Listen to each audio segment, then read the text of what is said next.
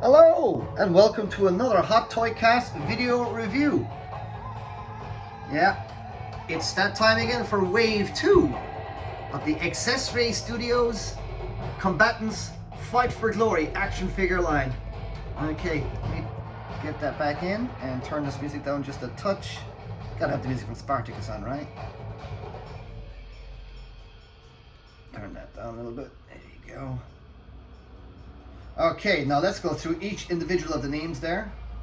And of course, these are all historical names. And this time around on this collection, as you can see, you know, over here quickly, I've got the last guys, all right? They're the last lot.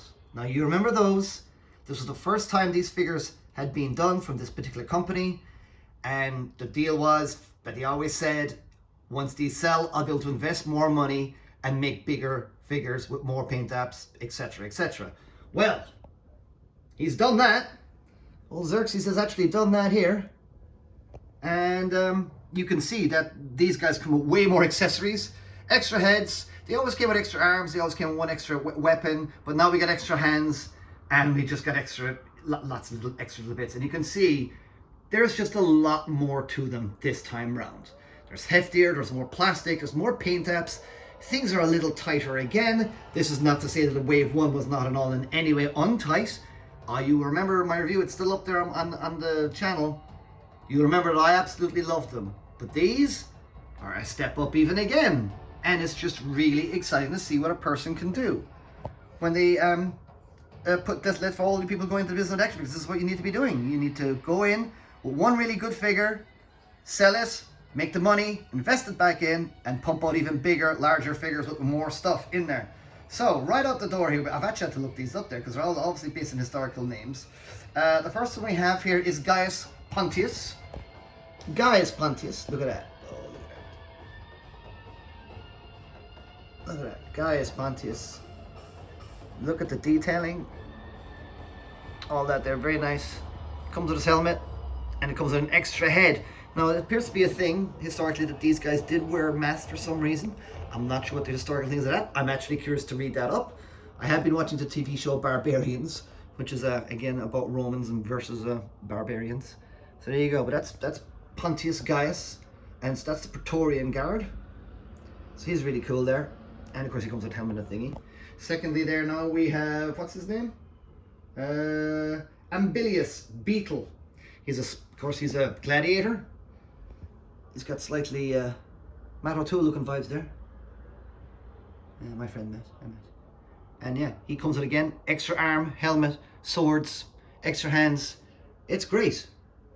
Very nice again. Again, I'm rotating the camera around. Trying to keep the focus a little bit better on as well, be a good idea. And you can see even all the leather has got all the leather textures around there, all the right little textures around there. Very nice. Next one is, why isn't the camera focusing automatically there for me? The next one here is Solomon Squasher. So Solomon Squasher is probably one of the more anticipated ones of the line. He comes with a lot of stuff, as in there's a lot to his armor. Look, he's got lovely shoulder pads there on this side. Slightly Stone Cold the Steve Austin vibes. Look at that. Look at the tightness there of the sculpting on that. And of course there, he comes with his dub helmet, which is seriously dope. Let's have a little closer look at that helmet there, actually, because it does actually go up. You can put it down. See? How good is that? Very nice. Don't worry, I'll be going in and doing extra detailed shots of each individual figure and going through each of them individually. Next up is Marcus Marius, and he is a Victor. Marcus Marius Avitus Victor. So again, if you are into your Italian or indeed your Latin, I'm sure I'll be able to decipher those words a little bit better than I can. And to be honest, my fanboy cred is really, my Gladiator fanboy cred is not the best here, is it, considering I've actually watched TV shows like Spartacus and loved them and all these things. You'd think I'd be a little bit more aware, but I know each gladiator has a specific look. There's a specific kind of format to a gladiator. You know, there's an antagonist. There's all these different kinds of versions of the gladiator, which, you know, a really decent person probably would have looked that stuff up. No. And at the end here, we've another Praetorian Guard, and he's just a jackal. He's what you call a jackal. So he's just a standard Praetorian guard. And again, you can see he has different shoulder pads than this guy over here. He does. I'll take off his cloak, and you can see he comes with a cloak, and you can take it off, and he's actually got different shoulder pads on it. But again, look at that nice stuff there. Really nice detailing going on here. Again, he comes with an extra set of hands, comes with a spear, and his sword comes out of his sheath there. So there you go. That is wave 1. Oh, sorry, wave 2 of the Combatants Fight for Glory. Now with Romans in there. So let's start putting their helmets on and get them all kitted up, and I'll start going through them individually and just start having a few more detailed shots. All right. Okay. Now we're going to go through each one of the figures now, and we're going to start off with Gaius Pontitius here. Gaius Pontitius comes with his Strength and Honor banner. Look at it. And the eagle crest there, the famous eagle crest. Kiss the eagle. Kiss the eagle. Anyone who watches Barbarians will know what I'm talking about there. And again, Gaius here comes with his helmet and a cape. Put his cape on. Very nice. And then he put his helmet on. There we go. There we go. How nice is that? Oh no, he hasn't got his sword and his shield, or his sword yet. And there's dagger. Dagger in here. Sword in there. Now, so there we go. And of course they all have their slightly kind of, he comes with extra set of hands. They're slightly larger hands. I like the larger hands. I think it adds a certain character because it matches a slightly larger feet. I know they come with smaller heads, but the smaller heads means you just pop the helmets on. And the smaller heads are not that small. They're not something that I find unattractive or ugly and something like that. I actually like taking the cloak off Pontitius here and putting that on and having him like that. So there you go. And you want to see what his head looks like the other way? You can take off his head. Now, it is a bit of a mission taking off the head, I will say that. So it's like, it is heavy putting on the head. It is a bit of muscle work, I have to say. I would like this to be a bit more. God, that's hard. Right, yeah, it's hard. So there you go. I did that. Oh, and I took the little thing he comes disassembled there. There we go. So there you go. Now he's got his helmet. Now he's got his weird mask on now, and the helmet goes on there as well, perfectly as well. See? How nice is that? That's cool. And again, look at the lovely engravings here on the pauldrons here. Look at that. Look at that. It's lovely stuff. Skeletor. But yeah, lovely stuff. Now, downsides, and it's the same thing with him as well. This guy here. Well, that's, no, you see, larger feet makes them easier to stand. This guy here comes with a spear. And I'll show you the articulation on this guy. So this guy here comes with a different belt. So you can see guys here comes with 2 belts and with a dagger. This guy here comes with just a standard legionnaire gladius type sword there he has. And again, here he goes. Now we can go in and look at the details on here. And a little look at the leather. You can actually see the detail on the leather. Lovely figure work down here. All Romans, of course, had this kind of footwear. This is a standard Roman footwear there, and you can kind of see the nice each individual strands of it there. There you go. And of course, as you can see, he comes with different shoulder pads as well, different from Gaius here as well. Standard Praetorian. He's a jackal. This guy's called a jackal, and then he can hold on to the shield. The shield's really big. It's nice. It's substantial. A little bit more weathering on the shield would have been nice. I think a little bit more dirt on this would have been quite nice, but you know, budgets are budgets. Now, articulation. Unlike the actual gladiators, the Roman legionnaires here are a little bit more difficult to articulate because of the nature of the armor. Again, like a Master's Classic, they have armor that goes over a basic body, and as such, and like Master's Classics, there's an ab crunch there, but it actually won't work. Let's turn on the music just a touch there. Now, of course, just to get the articulation going here, you can see that that's as kind of as high you can get on the legs there, and that's not great. But, you know, what are you supposed to do? I mean, we could have all these as individual strands, but again, it's trying to keep the cost of these things down. That's different, and he does allow for slight ab crunch. So there's a bit of ab crunch, and there's a bit to the side. Not much, but there's a bit to the side too. You know, so it's not awful. It's there. I mean, if you wanted to cut up along there, I guess you could, but I wouldn't. I'm not going to do it. I'm fine. I would have liked to have a few more Roman soldiers that could pose and get down and dirty with the gladiators here, but I understand why, and I wouldn't want to compromise the look of that. Look at that look. Look at that. I mean, it's an absolutely stunning looking figure. And I don't want this breastplate compromise, because the real dudes probably didn't have an ab crunch either, the poor fellas. They could probably bend over a little bit, but that's about it. But yeah, really nice. Okay, so what I wanted to really point out actually is this. All of them have got full-on ball jointed wrists, meaning you can do that. So yeah, so while these Roman dudes, they all do this, but while the Roman dudes necessarily don't have a little bit of limitation on the legs, I say a little, it's quite a bit, quite substantial limitation. You know, you can, there you go, bend the wrist like that and just do stuff like that, because that's what you want. You want figures. I have no idea why figures want to do it just this way. I don't understand what difference that makes to a pose that much. It doesn't. This makes a difference to a pose. Everything is just way better when you've got a ball jointed wrist and it goes every which way. You just spin it around and go straight to as well. So it's a full, like Hot Toys, it's like a fully articulated, wrist ball joint, and you can pop out the hands. Like the heads though, things don't pop in as smoothly as I would like. That is something I'm sure that will be attended to down the line. Let's get on with the rest of the gang now, because we got 3 more gladiators to actually go. But that's the Romans there now. That's the Roman legionnaires. And they are sweet. And again, they come with an extra head. Well, he does anyway. And they come with extra hands. And he comes with a cape. So now we're going to get on to Aemilius. Aemilius is... Let me look up Aemilius again. I have to keep looking them up and get their names right. I don't want to be having a review and not get their names right now, do I? So yeah, this is... Oh, yeah. No, this is... Yeah, this is Ambilius. He's a beetle.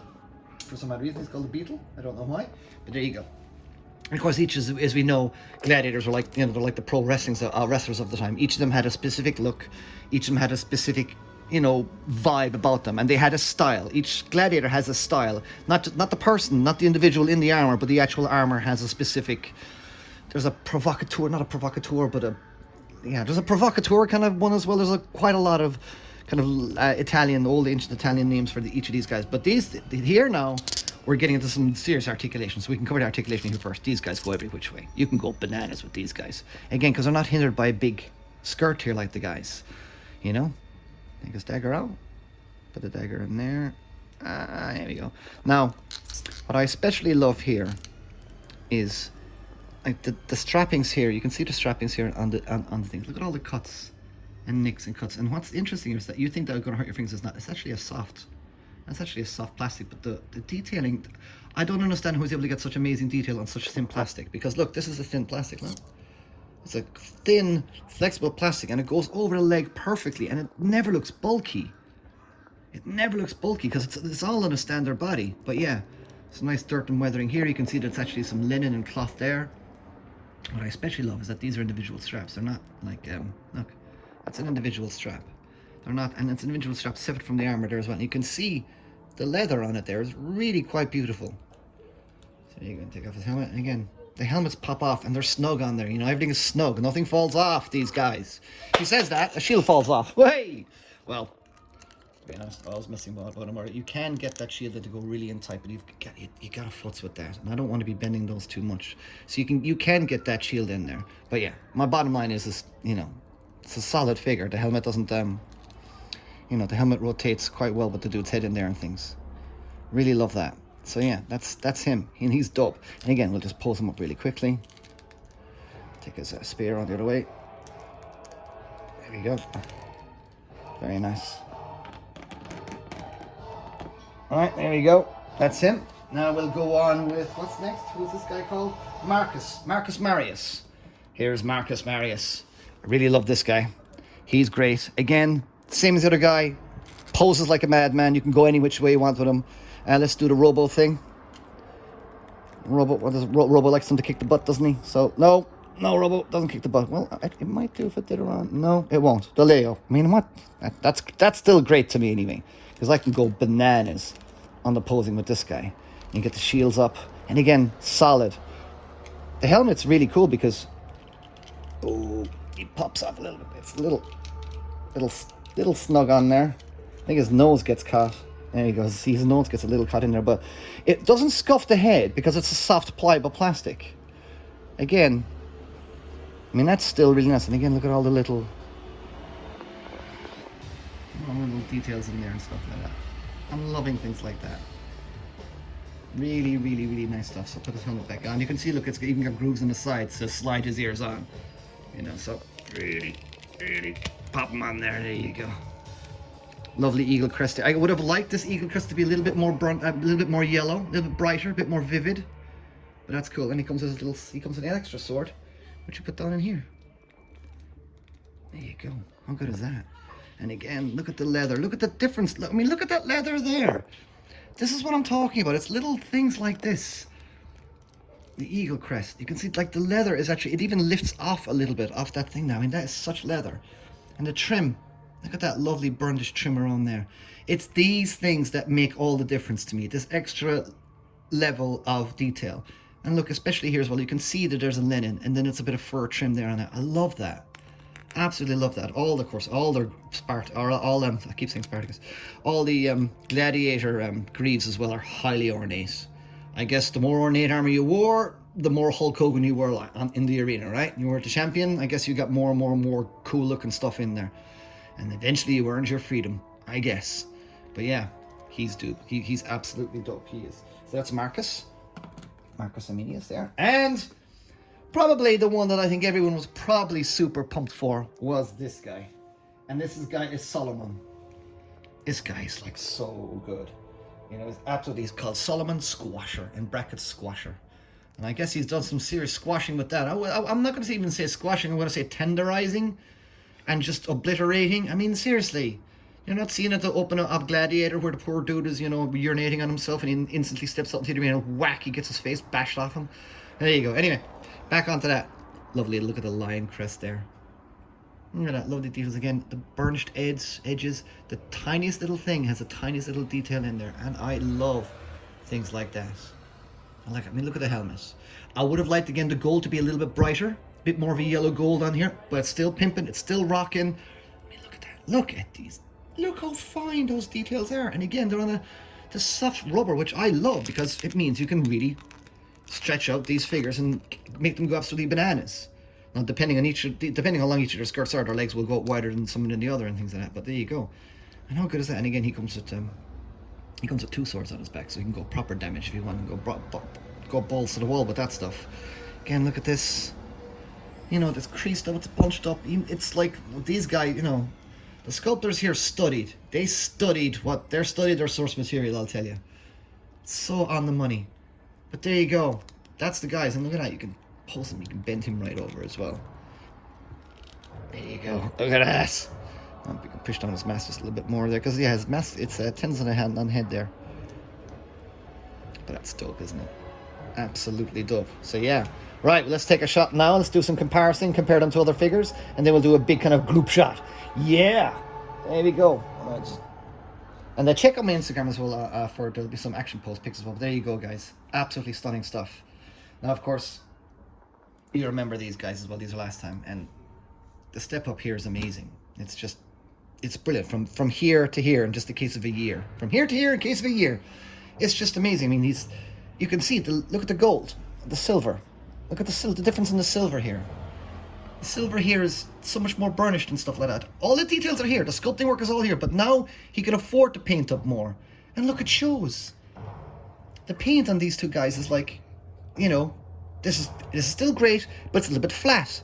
These are rich and vibrant now, and they've got texture and weathering and stuff like that. Maybe not on the shields. The shields are a little clean, but, you know, but it's just, this is what you can do when you have a year apart from a figure and you invest in a good body, and then you just spend all the time reusing the same body and then pimp it up with the most dopest accessories you can get.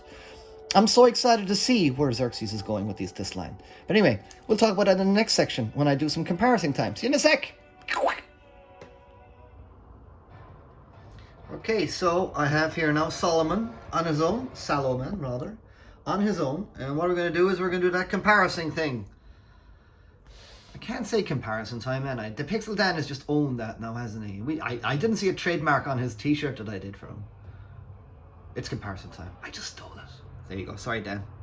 But yeah, so what we're going to do is we are going to compare Solomon here to a He-Man, a Maximus Classics He-Man. You can see pretty good alongside the He-Man. Actually, there's something about the size of these figures that you'll see. You know, they seem to go quite well with a lot of 6 to 7 inch figures quite well, except for maybe one or two.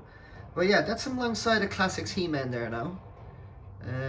I figured I'd use the movie He-Man because that's kind of the really stepped up paint applications too. So yeah, you can see there.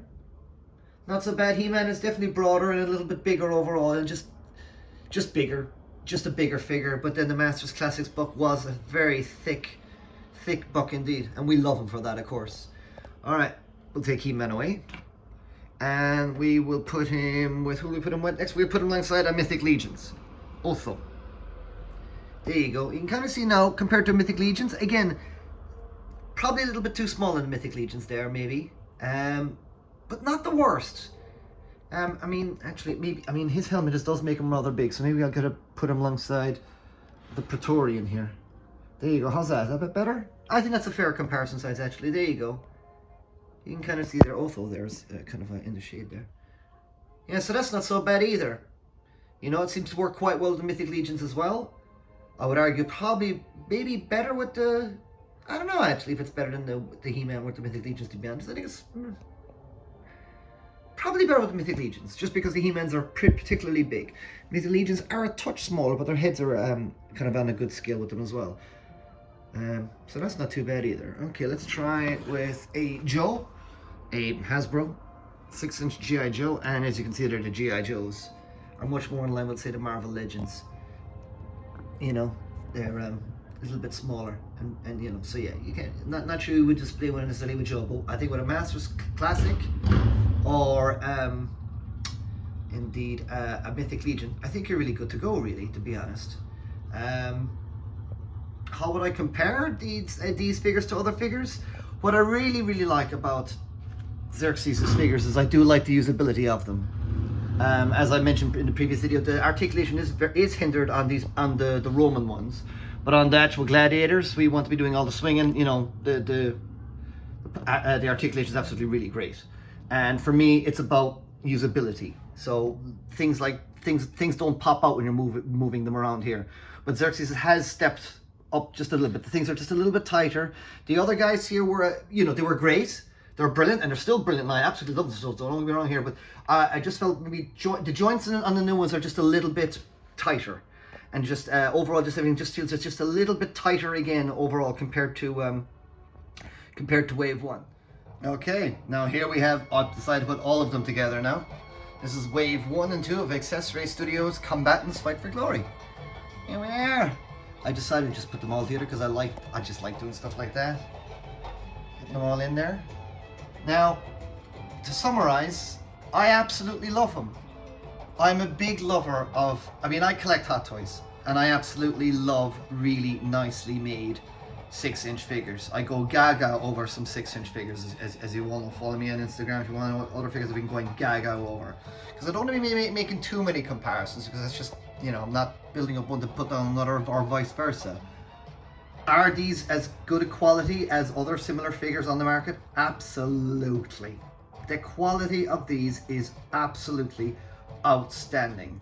There are plus and minuses when it comes to different kinds of plastics and stuff like that. As I mentioned earlier, the plastics in these are a soft malleable, but they're soft and malleable, which I quite like. These are action figures. I like posing my action figures. I like you see me. I like taking pictures of my figures in full pose downs and going down through them and putting the poses and putting the figures to the limits.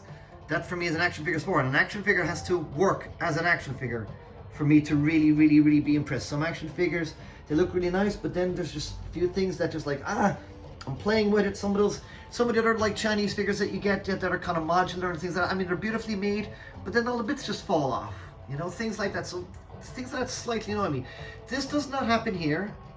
As I said, the joints are a little tight and could be a little bit more free-flowing again. And I dare say maybe, hopefully, XesRay Studios will approach that on Wave 3. We are getting some females. Follow XesRay Studios on Instagram or indeed Facebook, where he's just finished his female book.